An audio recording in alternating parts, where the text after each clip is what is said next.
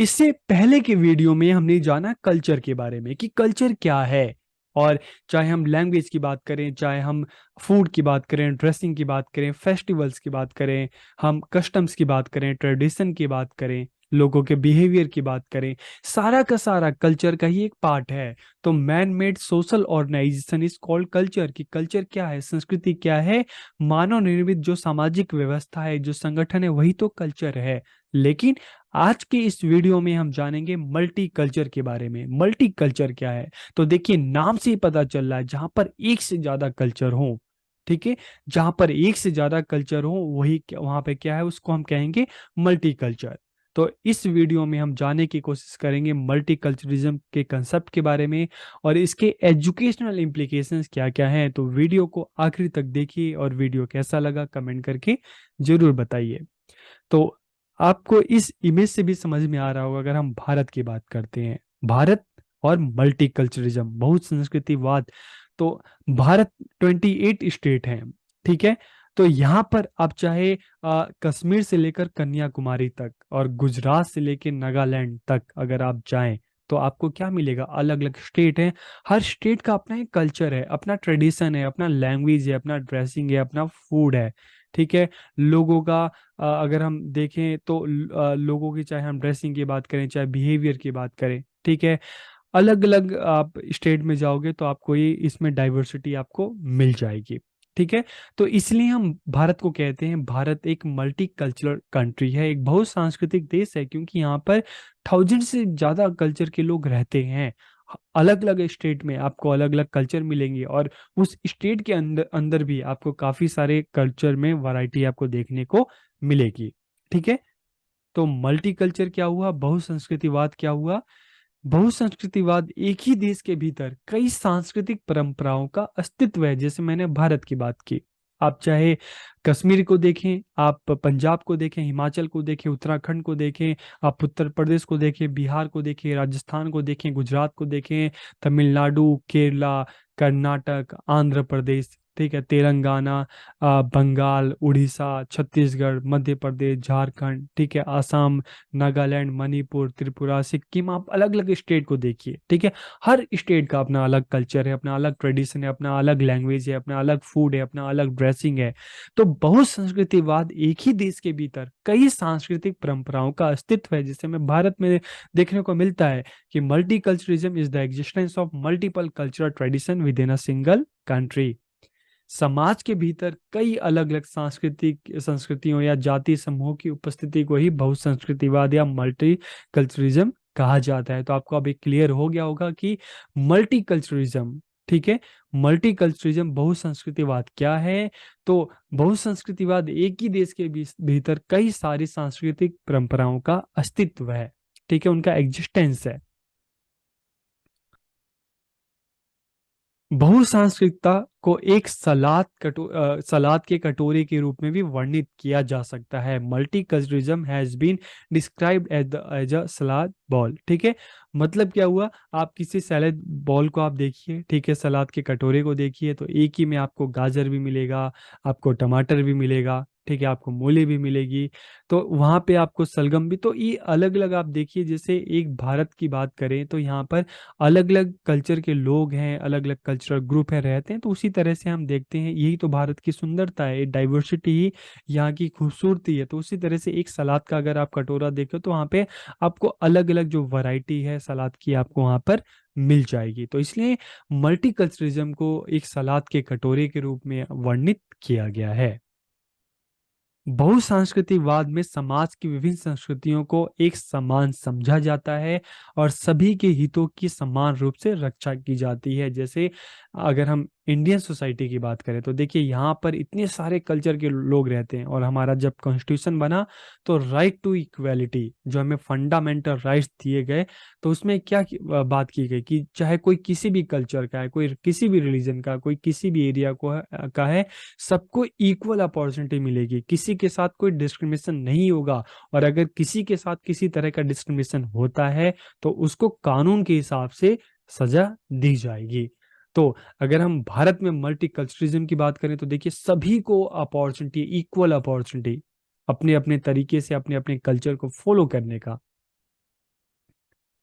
यह सभी सांस्कृतिक संस्कृतियों की अपनी अपनी विशेषता को बनाए रखने में बढ़ावा देता है। अगर मल्टीकल्चरिज्म जैसे हमारे देश में है, तो चाहे कोई किसी भी कल्चर का है, लेकिन सबको इक्वल राइट्स हैं कि वो अपने कल्चर को बनाए रखे, ठीक है, अपने कल्चर को प्रमोट करे, तो सभी को इक्वल राइट्स हैं। तो मल्टीकल्चरिज्म में सभी कल्चर की क्या होती है, प्रोटेक्शन होती है, रक्षा होती है, सुरक्षा होती है।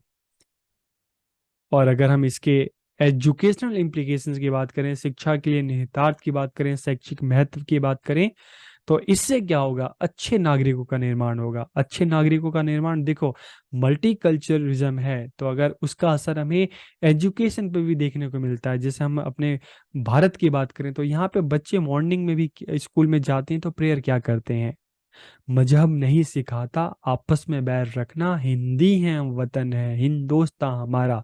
तो इसके द्वारा जो मॉर्निंग असेंबली है, अलग अलग प्रेयर की जाती है, ठीक है, हम सब भारतीय हैं, इस तरह से आप अलग अलग प्रेयर आप जो सुनते हैं, तो उसमें क्या है, उसमें हमें एक दूसरे के कल्चर की रिस्पेक्ट करना सिखाया जा रहा है, एक दूसरे का मान सम्मान करना सिखाया जा रहा है, एक दूसरे की हेल्प करना सिखाया जा रहा है, हमें ब्रदरहुड सिखाया जा रहा है, ठीक है।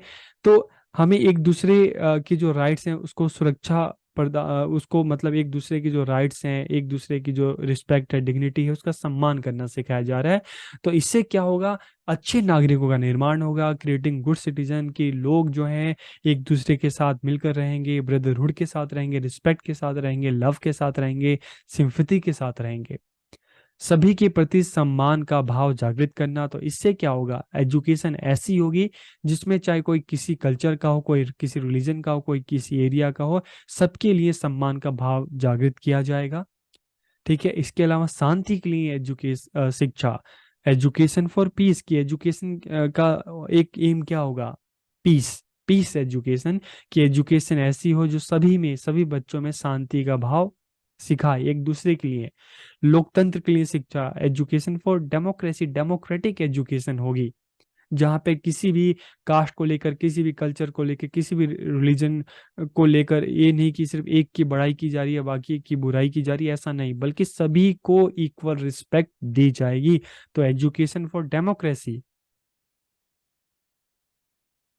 अल्पसंख्यक जो समूह है उनके सांस्कृतिक संस्कृति का संरक्षण होगा, प्रिजर्व माइनॉरिटी ग्रुप कल्चरल, ठीक है। तो चाहे कोई किसी भी ग्रुप का हो, कोई किसी भी कल्चर का हो, उसको मानने वाले, फॉलो करने वाले लोग कम हो ज्यादा हो, ठीक है, जो माइनॉरिटी है, सभी के जो कल्चर है उसको जो हमारे कॉन्स्टिट्यूशन के द्वारा, लॉ के द्वारा उसको सुरक्षा प्रदान की जाएगी। सामाजिक और न्याय और निष्पक्षता को बढ़ावा देना, कि promote social justice and equity, सबको समान शिक्षा, equal education, educational opportunity for all, और विद्यार्थियों में एकता की भावना का विकास करना, कि develop a sense of unity among student. तो अगर जहाँ पे मल्टीकल्चरलिज्म होता है, ठीक है, लाइक इंडिया भारत, तो यहाँ पर इस तरह की एजुकेशन है जो एक दूसरे के साथ मिलकर रहना, एक दूसरे की रिस्पेक्ट करना, एक दूसरे से प्यार से रहना, एक दूसरे के साथ आगे बढ़ना, किसी तरह का कोई डिस्क्रिमिनेशन नहीं। तो इस तरह की एजुकेशन होगी और इस तरह से लोगों को एक डेमोक्रेटिक, एक वर्ल्ड सिटीजन बनाया जाएगा। एक जातीय, राष्ट्रीय और वैश्विक पहचान को विकसित करना, develop an ethnic, national and global identity, चाहे कोई किसी भी कल्चर का हो, चाहे कोई किसी रिलीजन का हो, किसी भी ग्रुप का हो, लेकिन सबकी एक पहचान होगी कि सभी क्या हैं, भारतीय हैं। लोगों के विभिन्न समूहों के बारे में सकारात्मक दृष्टिकोण विकसित करना, चाहे कोई किसी भी ग्रुप का, चाहे कोई जंगल में रहने वाला हो, कोई गांव में रहने वाला हो, कोई किसी एरिया में रहने वाला हो, लेकिन हमारी एजुकेशन ऐसी होगी कि सभी के लिए एक पॉजिटिव जो एटीट्यूड है, पॉजिटिव जो फीलिंग है वो डेवलप की जाएगी। देश के विकास में विभिन्न समूहों के योगदान की सराहना करना, तो देखिए, आप जब हम अपनी एजुकेशन के बारे में पढ़ते हैं तो हम अपने हिस्ट्री के बारे में जानते हैं। तो जो हमारे क्रांतिकारी हैं, चाहे कोई किसी रिलीजन से है, चाहे कोई किसी भी कास्ट से है, चाहे कोई किसी भी क्लास से है, चाहे कोई गांव में रहने वाला हो, चाहे कोई नॉर्थ का हो, चाहे कोई साउथ का हो, चाहे कोई आदिवासी हो, सभी की जो सभी जो समूह है उनकी जो कंट्रीब्यूशन है, जो उनके योगदान है, ठीक है, उस पर बराबर चर्चा की जाती है, उसको उतनी इंपॉर्टेंस दी जाती है, ठीक है। तो यही एक मल्टीकल्चरलिज्म की अगर बात करें कंट्री में, यहाँ की एजुकेशन की खासियत होती है, जहाँ पर सभी को इक्वल इंपॉर्टेंस दी जाती है, बराबर महत्व दिया जाता है, सभी का सम्मान किया जाता है। तो आज के इस वीडियो में हमने जाना मल्टीकल्चरलिज्म क्या होता है, इसके एजुकेशनल इम्प्लीकेशंस क्या क्या होते हैं। तो वीडियो कैसा लगा कमेंट करके जरूर बताइएगा। आप सबका बहुत बहुत धन्यवाद।